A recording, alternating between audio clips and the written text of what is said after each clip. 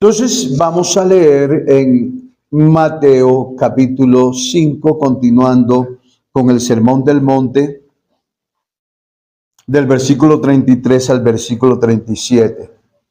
Y leo para todos con la bendición del Dios Padre, Dios Hijo y Dios Espíritu Santo.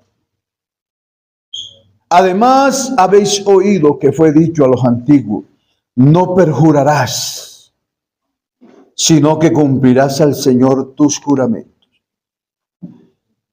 Pero yo os digo, no juréis en ninguna manera, ni por el cielo, porque es el trono de Dios, ni por la tierra, porque es el estrado de sus pies, ni por Jerusalén, porque es la ciudad del gran rey, ni por tu cabeza jurarás, porque no puedes hacer blanco o negro un solo de tu cabello. Algunas personas cuando leen ahí dicen: ay, me he hecho tinte, pero es que ese no es el sentido, sino que de tu propia voluntad tú no puedes decir ahora: cabello ponte blanco, cabello ponte negro. No. De igual manera hubiera podido decir el Señor pues otra cosa, pero realmente ese es el sentido. Y termina diciendo: pero sea vuestro hablar sí, sí, no, no. Estos temas del Sermón del Monte que elegimos, basándonos en que en tiempos pasados ya habíamos hablado sobre la bienaventuranza, entonces partí desde el versículo 14 en adelante, tocando los temas que comprendían, pero hoy quiero rescatar un asunto para poderlo aplicar al tema que vamos a tratar. Decíamos el domingo pasado que Jesús se empeña en corregir la deficiencia de la interpretación que los rabinos, que los escribas, los fariseos tenían con respecto a la ley. Él se empeña en eso. Bueno, hemos de entender que Jesús es Dios, como tal, Él fue quien creó la ley. Y como creador de la ley, hermano, ¿quién más para explicarnos cómo se aplica la ley? Ellos, habíamos dicho, tenían una interpretación deficiente a causa de que para ellos solamente se basaban en lo que es la letra de la ley y obviaban lo que es el espíritu de la ley. De tal manera que pudimos compartir, y lo encontramos ahí en la Biblia, que para el judío, para el rabino, para el escriba, para el fariseo, el sexto pecado de la ley de Dios, que dice no matarás, se resumía solamente en el acto de quitarle la vida a otro. Pero no le prestaban atención al espíritu de la ley, de tal forma que el problema es que no mataras, pero tenías derecho a odiar, tenías derecho a vivir amargado, tenías derecho a vivir resentido, porque para ellos eso no era pecado. El pecado estaba en que matara, acción que Jesús corrige. De igual forma con el adulterio. Para ellos era el hecho de ir al lecho con una mujer o con un hombre casado, era el pecado, el séptimo pecado de la ley. Pero Jesús corrige manifestando de que no solamente es ese hecho, ya con el deseo en el corazón ya hay adulterio, simple con ese deseo, ya hay adulterio. Entonces, es lo primero que quiero que entendamos, que no es solamente la letra de la ley, sino el espíritu de la ley. Es lo primero que vamos a rescatar. Lo segundo que vamos a rescatar de esto es que, y esto porque cuando referenciamos al fariseísmo con el apóstol Pablo, decimos, esa gente era estricta en la ley. Mentira. Esa gente lo que hacía era rebajar la obediencia a Dios y colocarla a lo que a ellos les parecía. ¿Sí me explico? Rebajaban la obediencia a Dios en su demanda a través del mandamiento y lo colocaban en lo que ellos sabían que no podían cumplir. Yo hago una pregunta, ¿será que eso no se vive en estos días? Que se rebaja la obediencia a Dios. Pues déjeme decirle, eso es fariseísmo. Eso es fariseísmo. Aunque ellos nos dicen religiosos, pero que me digan religioso no, no, no me impide entrar al cielo. Pero fariseo, sí dijo Jesús, si vuestra justicia no fuese mayor que de los escribas y fariseos, no entraréis al reino de los cielos. Entonces, estoy basado en la palabra de Dios. Entonces, ellos rebajaban la obediencia a Dios. Pero antes, quiero decirles algo, antes de entrar en materia. Y es que, ¿por qué Jesús está empeñado en corregir la deficiencia de la manera como se está interpretando la ley? Porque, mi hermano, nadie conoce el pecado. Nadie sabe lo que es pecado, si no es por la ley. Lo dice Romanos 3:20. Pablo manifiesta eso. Y si tú tienes una deficiencia en el conocimiento del pecado, entonces no conoces cuál es tu condición delante de Dios. No conoces cuál es tu problema. Y no solamente no conoces cuál es tu problema, sino que no entenderás enteramente el sacrificio de Cristo. No lo lograrás comprender, ni le darás el valor necesario, ni entenderás tu necesidad de tener un Salvador. Creerás que tú mismo, por tus propios medios, no, con lo que yo hago ya está bien, ya todo, y todo lo resuelves por lo que tú haces, sin reconocer que no es por lo que tú haces, sino por lo que Él hizo. Delante de Dios es que estamos. Entonces vamos a entrar en materia. Jesús ha tomado lo que es algo de la ley civil.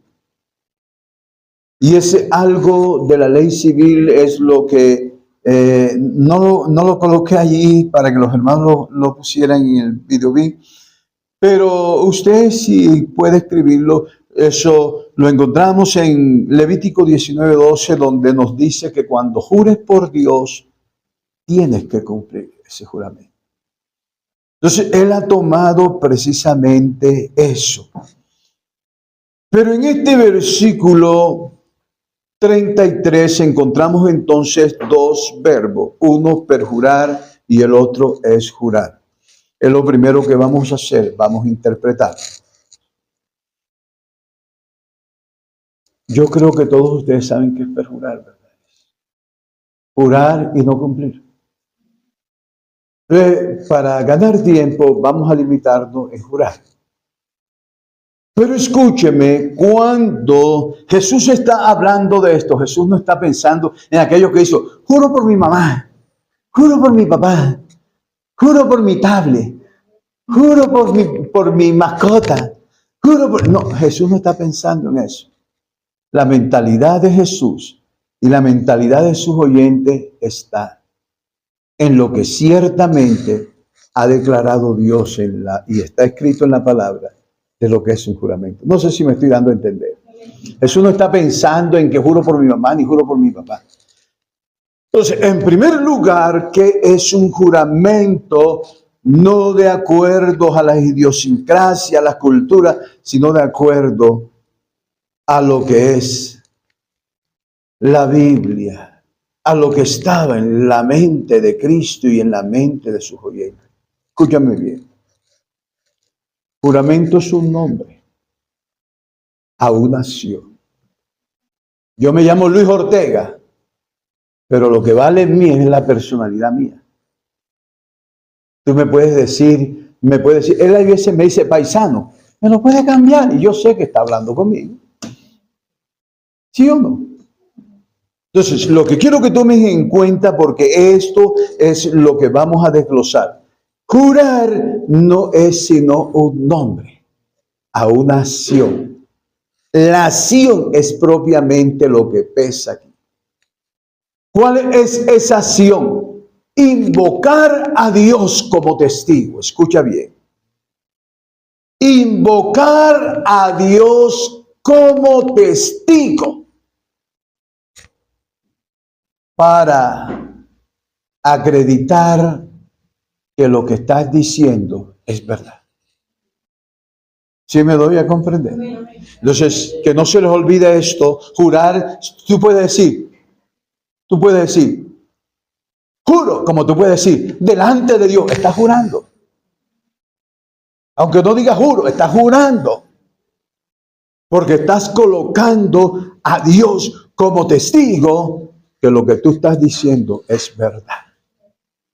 De igual forma, jurar eran las garantías que en un momento las personas empleaban para decirle a alguien que iban a hacer todo lo posible para cumplir lo que le habían prometido. Entonces tengamos eso. Uno por la veracidad de un dicho y otra por la garantía de las promesas que se le hubiera hecho a alguien. Entonces ellos juraban por Dios.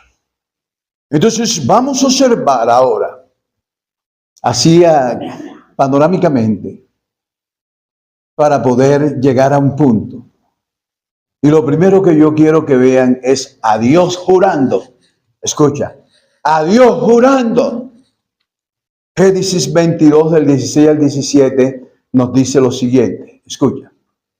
Y dijo, por mí mismo he jurado. ¿Quién dijo eso? Por mí mismo he jurado, dice Jehová, que por cuanto has hecho esto, no me has rehusado tu hijo, tu único hijo de cierto, te bendeciré, te multiplicaré. O sea, Dios ha jurado para garantizar que Él va a cumplir esa promesa. Entonces yo me hago una pregunta. ¿Es pecado jurar por Dios? Tómelo en cuenta. Tómelo en cuenta. No se me distraiga en esa línea. Dios ha jurado por Él. Dios. Si es pecado, entonces Dios pecó. Dios pecó.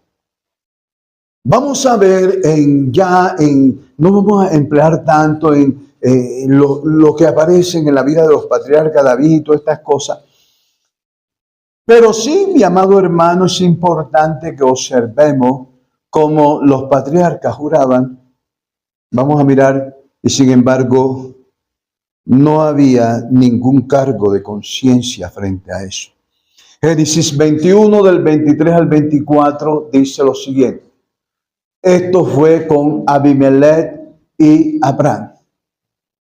Estas palabras son de Abimelech. Ahora pues júrame aquí por Dios que no faltará a mí, ni a mi hijo, ni a mi nieto, sino conforme a la bondad que yo hice contigo, harás tú conmigo y con la tierra en donde has morado. Y respondió Abraham, yo juraré. Entonces tenemos allí, mi amado hermano, que encontramos tanto a Dios, encontramos a los patriarcas sin ningún cargo de conciencia con respecto a que fuera o no fuera pecado. Ahora, mis amados hermanos, ya que tenemos ese dato, vamos a observar lo que Dios enseñó y cuál fue el propósito de Dios al enseñar eso. Lo que Dios enseñó y cuál es el propósito de Dios al enseñar eso. Al observar Deuteronomio capítulo 6, versículo 13, nos dice así. Esto lo habla Moisés, pero antes déjeme decirle, si nosotros decimos que esto fue Moisés y no fue Dios, entonces llegamos a una conclusión. La Biblia tiene palabras de hombre y palabras de Dios. O la Biblia es palabra de Dios. Explíquenme eso, que no lo entiendo. Es palabra de hombre y palabra de Dios. Palabra de Dios. Palabra de Dios. Entonces, esto lo enseñó Moisés, pero estoy seguro que esto fue dirigido por Dios. Dijo, a Jehová tu Dios temerás y a Él solo servirás. Y dice, y por su nombre jurarás. Vamos a observar las razones. Uno, porque Dios estaba regulando para que no juraran por otros dioses. Era la costumbre de los pueblos. jurar por los diferentes dioses. Esa era la cultura. Y Dios dijo, no, no jurarás por otro Dios, jurarás por mí. Porque al judío jurar por otro Dios estaba colocando a ese Dios por encima del único Dios verdadero. Lo segundo, Israel era el pueblo escogido de Dios. Y por eso debían ser diferentes. Dentro de la diferencia de las demás cosas está en que ellos no podían jurar como juraban las demás gente. Juraban por el único Dios verdadero. Pero esto no estaba así al azar. Deuteronomio 30, versículo 2 nos dice lo siguiente. Cuando alguno hiciere voto a Jehová o hiciere juramento, ligando su alma con obligación, dice, no quebrantará su palabra, hará conforme a todo lo que salió de su boca. Entonces, Dios permite que juren por su nombre, ¿entiendes? Pero Dios advierte, cuando jures por mi nombre, ojo con cumplir. No cumplir es acarrear maldición automáticamente. Porque jurar por Dios, estamos jurando por su fidelidad. Estamos jurando por la veracidad de Dios. Es decir, Dios de verdad y no Dios de mentira. Eso enseñó Dios al pueblo. Vamos entonces a hacer una observación más. ¿Cuál era la manera en que los rabinos habían enseñado? Rescatemos, por eso le dije, tengamos en mente, ellos rebajaban el mandamiento y lo acomodaban a ellos. Eso era. Lo acomodaban a ellos. Entonces, teniendo eso en mente, ellos lo hacían por una razón.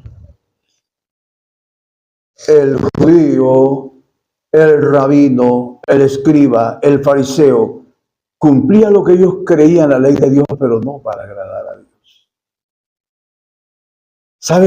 ¿Sabes una cosa? Ellos nunca entendieron que la ley no fue dada para exaltarnos.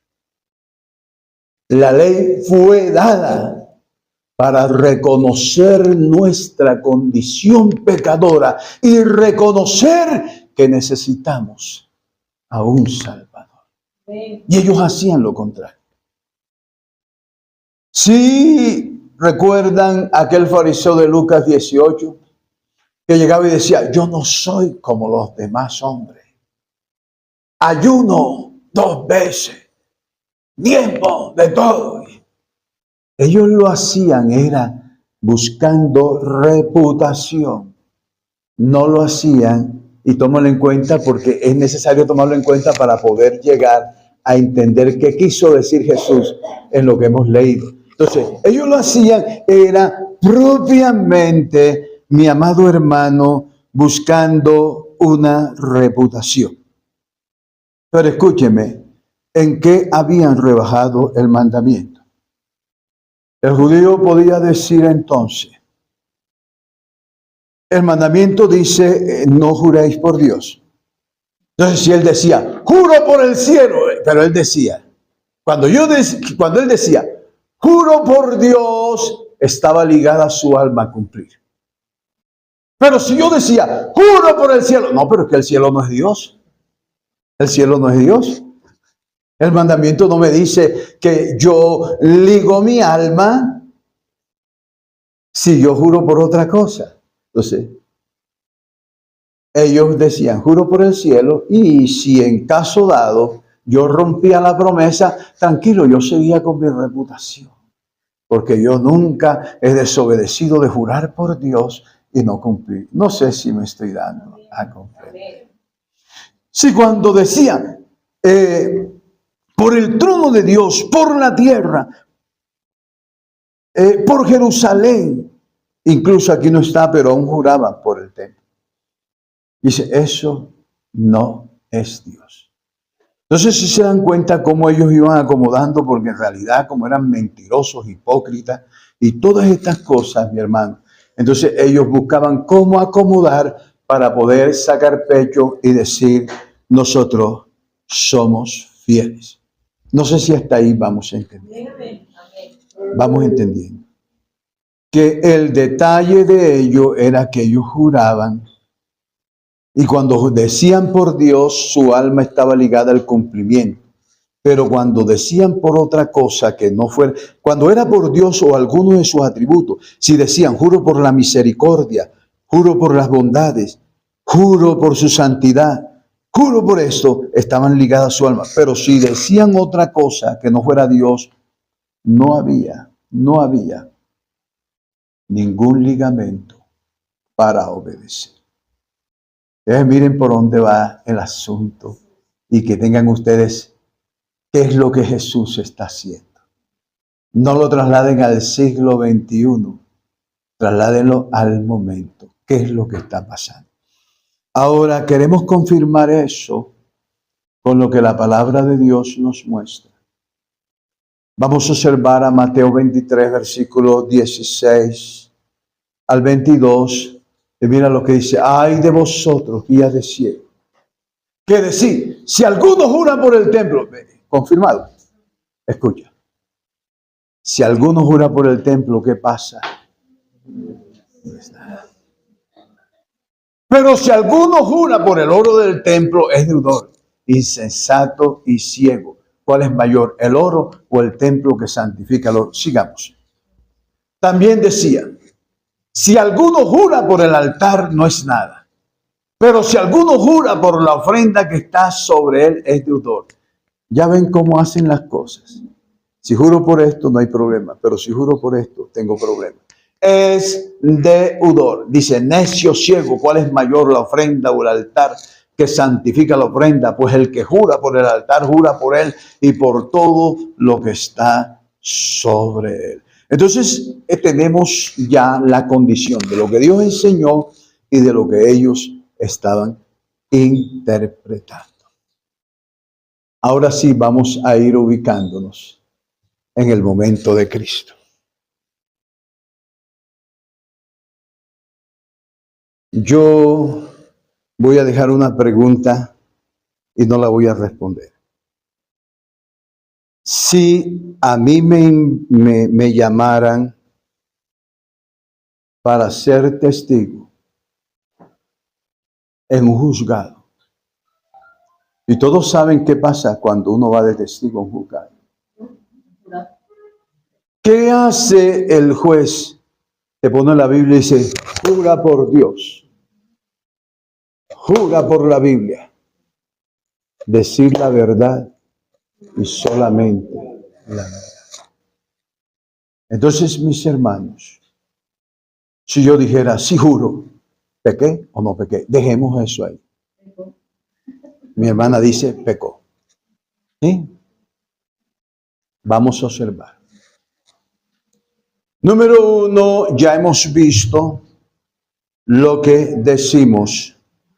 Yo estoy seguro que los cuadrangulares que estamos aquí, por ejemplo, mi hermana y esto, eso fue lo que nos enseñaron a nosotros. Nos enseñaron que el jurar era pecado. Pero, mis amados hermanos, una cosa, es que hay que ser honesto, mi hermano. Hay que ser honesto. Nosotros, por ejemplo, a un Jesús solo le dicen de que no existe Trinidad y toda la vida defiende eso a muerte, ¿verdad? Y si nosotros nos lo dice nuestra denominación, lo creemos, pero vamos a mirar lo que dice la palabra.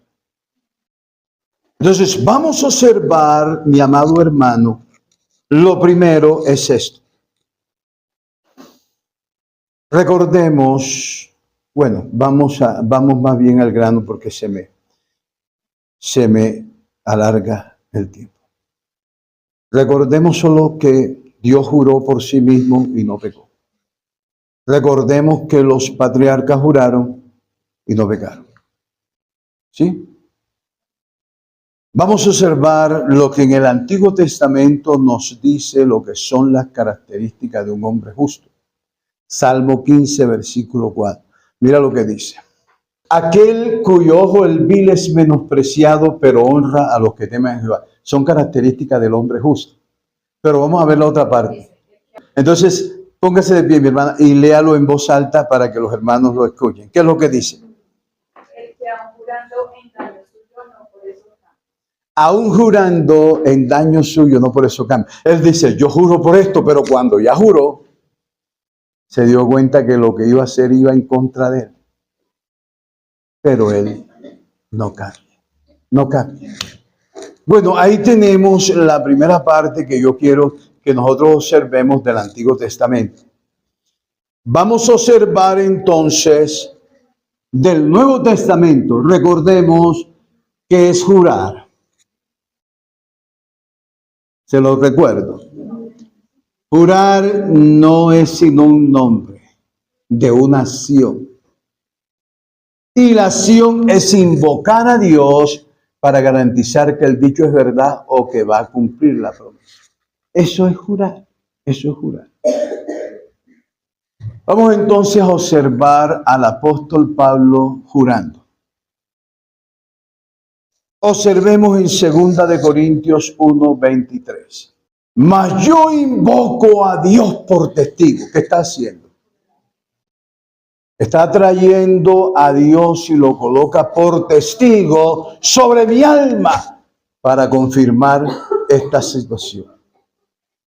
Que por ser indulgente con vosotros no he pasado todavía con él. ¿Qué hizo Pablo? Lo que faltó fue juro por Dios, pero no es el hecho. Él está tomando al Dios grande y sublime y lo coloca frente a su palabra. Eso hizo Pablo. Eso hizo Pablo. Entonces Pablo está jurando. Entonces vamos a mirar de igual manera a lo que es Gálatas capítulo 1, versículo 20. En esto os escribo. He aquí delante de Dios que no miento. Él no simplemente dice no miento, sino que invoca a Dios como testigo. Técnicamente, eso es un juramento. Vamos a observar a Filipenses 1, versículo 8. Nos dice de la siguiente manera.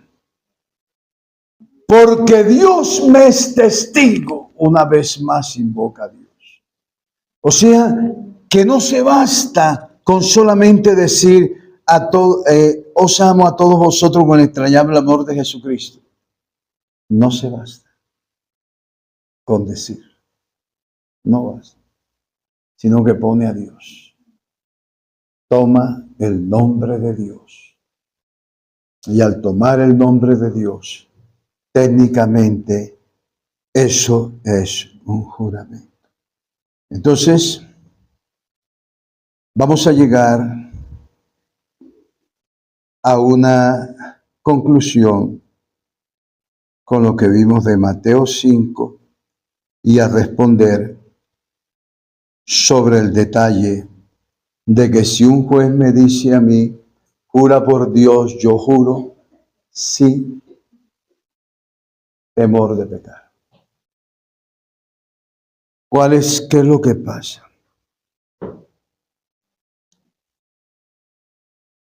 Ya hemos visto la interpretación, pero hay un asunto que hacían los judíos. La costumbre del judío era jurar de manera repetitiva. Y en cosas triviales. Juraba. Yo juro, yo juro, yo juro, yo juro. Y en sus conversaciones, juro, yo te juro, yo te juro, yo te juro. Al hacer eso, estaba pasando por alto la grandeza de Dios. Al hacer eso, estaba pasando por alto quién es Dios. Y al hacerlo de forma repetitiva, estaba usando mal el nombre de Dios.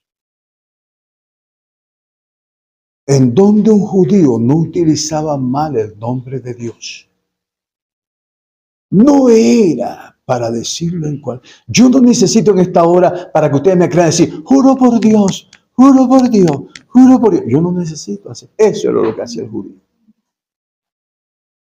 Pero si un judío era acusado de haber cometido un crimen porque no habían encontrado otro alrededor y estas cosas, y bueno, lo único que encontramos fue este, el que estaba cerca y estas cosas, pero era inocente. Hermano, la única defensa que tenía ese judío era decir, juro por Dios que yo no le he matado. ¿Sí me estoy dando a comprender? Que en un momento donde su palabra no era suficiente y estaba metido en una terrible situación, no era pecado. No era pecado. Eso es necesario tomar en cuenta. Entonces voy al grano. ¿Qué hizo Jesús? Observemos primeramente que Jesús no dijo, no juréis por Dios, sino ni por el cielo, que era lo que ellos decían, puedes jurar y no estás comprometido, ni por el trono de Dios, puedes jurar que no estás comprometido, ni por la tierra, puedes jurar que no estás comprometido, ni por Jerusalén, puedes jurar que no estás comprometido. Vean lo que Jesús está presentando, porque es que nosotros, perdóneme, pero es que quiero decir, leer no es solamente saber que después de la M y A eso significa más, si le ponemos más, no, es ponerle sentido a las cosas, y especialmente si estamos hablando de la Biblia. Entonces, encontramos que allí no está mencionando a Dios. ¿Qué es lo que está haciendo Jesús? Jesús está regulando. Escúchame bien. Y este es el punto. Jesús está regulando el mal uso del juramento. Y lo está regulando evitándoles que cayeran en el pecado de colocar el nombre de Dios en vano.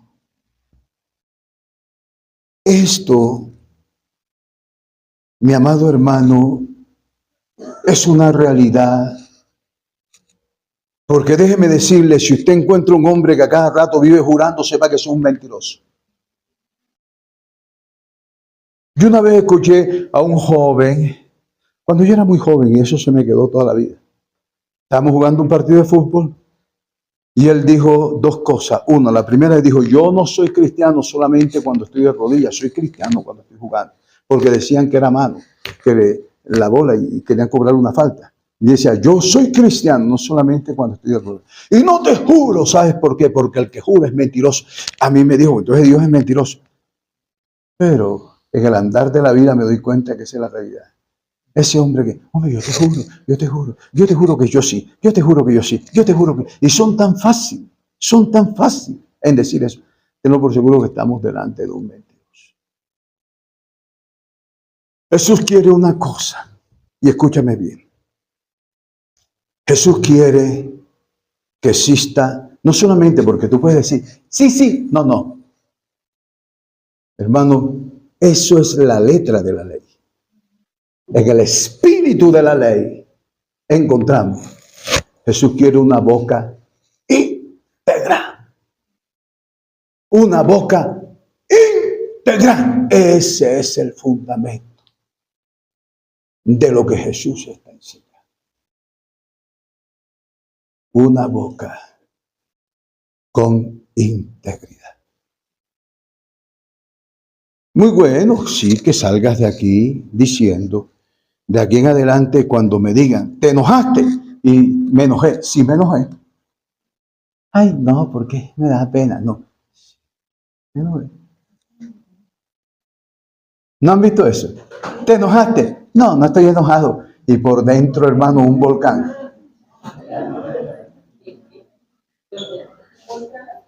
Entonces, mi amado hermano, eso es bueno que tú saques eso.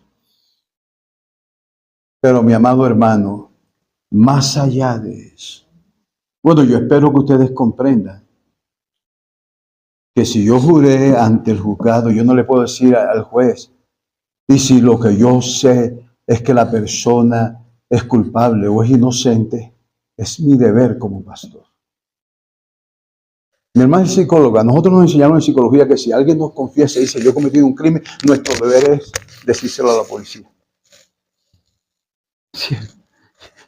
Y como pastor, hermano, si lo están acusando y yo tengo prueba de que él es un criminal, yo tengo que decir es un criminal. Y ahora vamos a explicar el por qué. Porque estamos hablando de bocas íntegras. Y si es inocente, yo tengo que decir es inocente. Estamos hablando de bocas íntegras. Pero vamos entonces, como para ir cerrando esto, entonces ya tenemos que lo que Dios busca es una integridad de nuestros labios. Pero hagamos una pregunta, ¿cómo podemos tener nosotros una boca íntegra? Salir de aquí por un mensaje simplemente y decir, de aquí en adelante, sí, sí, no, no, sí, sí, no. Déjeme decirle que eso solo duraría 1 hora y después se lo olvidaría.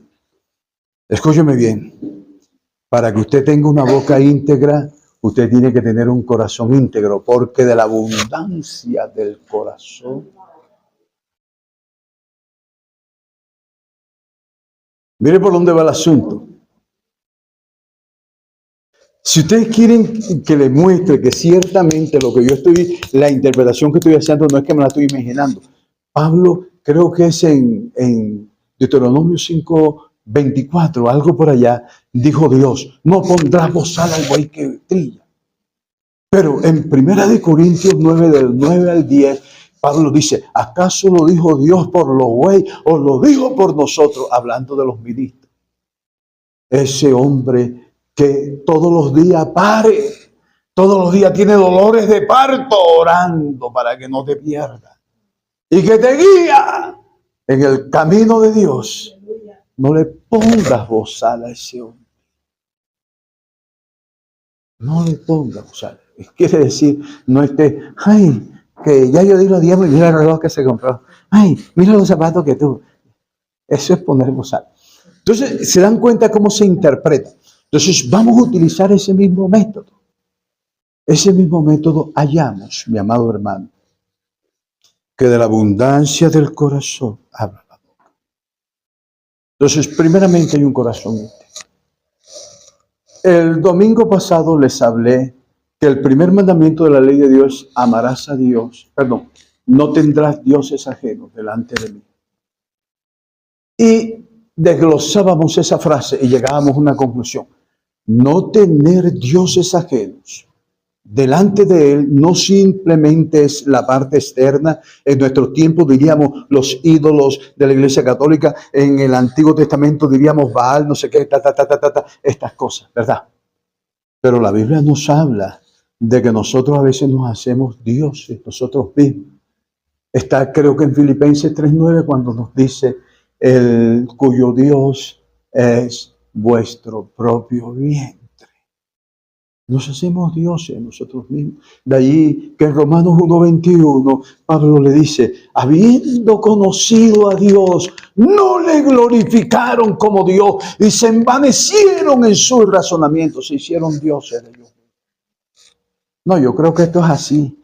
Yo me imagino que esto debe ser así, pero no como Dios lo ha dicho por su palabra. Y es una demostración que se hace.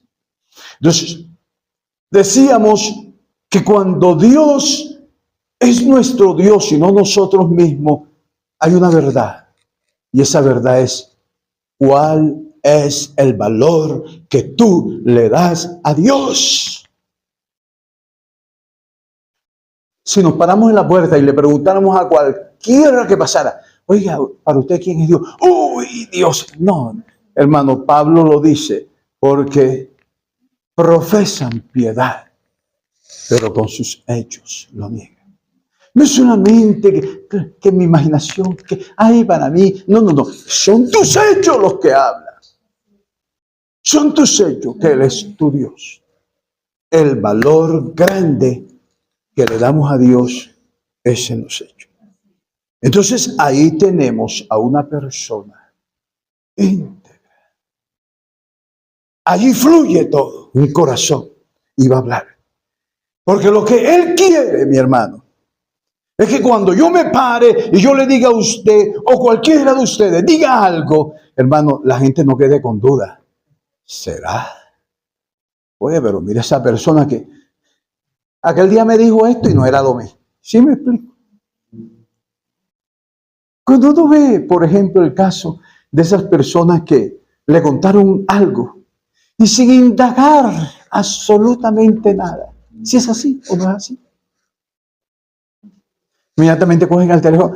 Oye, mijita, te voy a contar en nombre de la santidad y en nombre de la espiritualidad. Escucha eso. Fulano de tal, ta. Hermano, cuando esa persona habla, tenlo por seguro, al menos que yo soy un insensato. Pero cuando esa persona habla, hermano, no es que diga que dudo de ella, pero la pongo en remojo. Yo no puedo hablar de eso. No puedo hablar de eso. Porque Dios quiere que mi boca sea íntegra. Mi boca sea íntegra. Por eso que la chismosería es un pecado. No solamente sí, no. Chismoso también es un pecado. Es un pecado. Y chismosos no son solamente mujeres. Yo he encontrado hombres, hermanos, que se llevan a 10 mujeres chismosas. Entonces, mis amados hermanos, eso. Pero vamos entonces, mi hermano, a hablar qué es la integridad. Ya vamos como que cerrando. Uy, sí, me quedan, regálame 5 minutos para terminar eso. Quiero hablar, hermano, qué es entonces la integridad. Y esto lo he dicho ya en otras oportunidades, pero quiero que usted, si no lo ha escuchado, lo sepa, y si lo escuchó, lo recuerde. ¿Qué es integridad? En la integridad tenemos el caso del ejemplo que le hemos colocado del hombre que fue a un restaurante a comprar una comida y por equivocación, como que los empleados acostumbraban a meter el producido dentro de una caja, de donde ellos, ¿sí? Es que uno dice en pollo, otro dice en pizza, y ese es el problema. ¿Se da cuenta cómo nosotros? El primero que lo dijo pollo, y ahora ya va por pizza, y el otro dirá que fue el mondongo, y así sucesivamente, hermano. Ese es el problema. Entonces, ahí va la cosa. Entonces, encontramos que el hombre le entregan con el dinero, y el hombre, estando en su hotel, en el hotel donde él iba a comerse, se dio cuenta que estaba el dinero y dijo, esto no puede ser así, yo voy a devolverlo. Bueno, abrevio, el hombre fue a devolverlo, el gerente se impresionó y dijo, no, esto debe saberlo todo el mundo, que todavía hay gente honrada, vamos a llamar a la radio, vamos a llamar a la televisión para entrevistarlo, y él le dijo, no lo hagan. ¿Y cuál es el problema? Porque la mujer que está conmigo no es mi esposa. Entonces tenemos un hombre recto, pero no un hombre íntegro. Entonces entendamos que cuando hablamos de integridad, hermano, se cumple lo que habíamos enseñado, lo que estuvieron en esa enseñanza cuando enseñamos. Es necesario hacer aquello sin dejar de hacerlo otro. ¿Sí? En este caso era necesario ser recto, pero es necesario ser íntegro, no estar con otra mujer.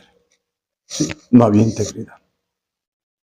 Hermano, ahora llegó lo mejor. Llegó lo mejor porque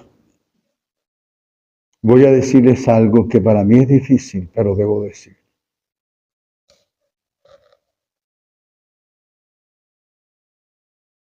Si tú colocas en un reporte de un culto, y dices, está aquí, y resulta que nada más estás tú solo, ante los ojos de Dios eres un mentiroso. Estás haciendo algo bueno, estás en el culto, pero no eres íntegro. Estás mintiendo. Yo entiendo. Dice, ay, es que para que el pastor no vaya a decir que yo no estoy, ¿sabes? Deja al pastor que diga lo que él quiera decir. A ti lo que te interesa es Dios. Lo que te interesa es Dios. Yo tengo un sobrino que era un ateo. Él es un científico. Pero él era un ateo. Se ha convertido a Cristo, para mí ha sido una tanta alegría. Y ahorita mismo entonces él se dedica a hacer mensajes y a crear un devocional. Y a uno como que le da gana a cada momento ponerle like. Pero si no lo he escuchado, ¿qué voy a ponerle like? Perdóname, sobrino. Perdóname, sobrino. Yo pongo like el día que te escuche. Porque de lo contrario, mi hermano, no estoy andando en integridad.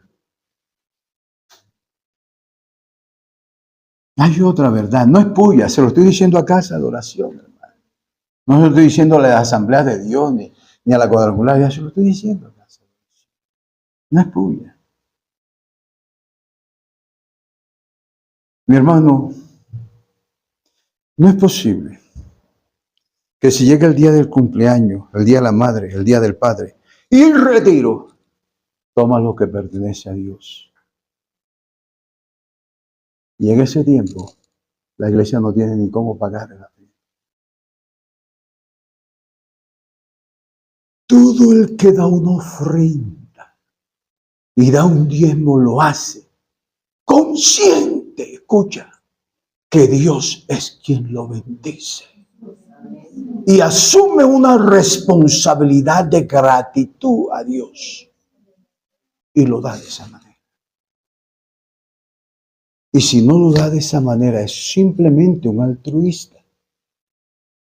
Un altruista que le da lástima que no vayamos a pagar y como tal da. Pero quiero decirle, mi amado hermano, que eso demuestra quién es Dios. Porque yo le digo una pregunta. ¿Por qué usted paga la energía y no le dice a la energía, ay, es que estoy de cumpleaños, ay, es que cumplió mi mamá, ay, es que es el día de las madres, ay, es que es el día del padre, ay, es que yo tenía el dinero pero lo usé para el retiro? ¿Por qué no le dice eso? Porque usted conoce, sí, le cortan, pero usted sabe el valor que tiene la energía en su casa. ¿Qué tal si no tuviera energía en la noche? ¿Qué tal si no tuviera energía la nevera? ¿Y cuántas cosas que usted hace? ¿Por qué? Porque usted le ha dado un valor. Un valor. Y cuando Dios no tiene un valor, cambiamos a Dios por otra cosa. Mi hermano, hay que ser íntegro.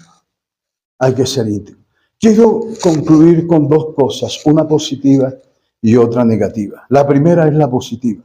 Josué 14, del 13 al 14. Mire lo que dice. Josué entonces le bendijo y dio a Caleb, hijo de Jefoné, a Hebrón por heredad. 14. Por tanto, Hebrón vino a ser heredad de Caleb, hijo de Jefoné ceneseo, hasta hoy, por cuanto había seguido, y escuche esa palabra, cumplidamente a Jehová, Dios de Israel. Esta es la versión 1960. En otras versiones manifiesta, porque había sido fiel en todo. Y otras versiones manifiestan, porque era íntegro. Eso es lo que quiere decir cumplidamente. ¿Y qué sucedió? ¿Qué sucedió, mi hermano? Obtuvo bendición de Dios por su integridad. Le digo a David, le digo a Angélica, porque no son puyas, le digo a David, le digo a Angélica, le digo esto. Hay un error que cometen los reformados. Porque los reformados, sí es cierto que ellos contradigan la doctrina de esa tal prosperidad, que si tú vas a la iglesia entonces te vas a hacer millonario. Entonces ellos lo contradicen. ¿De qué manera? Diciendo que únicamente Dios es lo que uno entiende, que ser cristiano estamos llamados también a sufrir. Eso es verdad. Pero yo todavía creo que Deuteronomio 28 tiene vigencia para los íntegros. Tal vez no tengas la plata de los Santo Domingo, ni tenga la plata de Luis Carlos Sarmiento, ni estas cosas. Pero sepa usted que cuando usted pone a Dios de primero, en integridad, Dios siempre lo pondrá de primero a donde quiera que usted vaya. La integridad tiene eso. Y lo segundo, que sería lo negativo del asunto. Isaías, si lo tiene. Escucha lo que dice el versículo 1. He aquí que no se ha cortado la mano de Jehová para salvar. Y escucha, ni se ha agravado el oído de Dios para no oír. Pero veamos lo que dice el versículo 2. Pero vuestras iniquidades han hecho división entre vosotros y vuestro Dios. Y escucha, y vuestros pecados han hecho ocultar de vosotros su rostro para no oír. Mi hermano, ¿por qué me atrevo? Yo sé que es tan difícil. Porque, hermano, eso de estar mintiendo, de que aquí estamos todos y no estás sino tú, eso es un estorbo a tus oraciones. Eso es un estorbo a tus oraciones. Hay que ser íntegro. Hay que ser íntegro. Juan es el que dice, si guardáis el mandamiento pediréis. Y Dios oirá porque has guardado su mandamiento. Entonces, mis amados hermanos, hay que ser íntegro de tal manera que cuando tú hables, la gente sepa que a causa de lo que ven en ti, lo que tú hablas es verdad. No solamente que dijiste sí o dijiste no. Pudiste decir sí y uno dice, ¿será o no será? No, será o no será. Sino que cuando ven eso, si él dijo sí, hermano, téngalo por seguro. Que si ese hombre, esa mujer dijo sí, así es.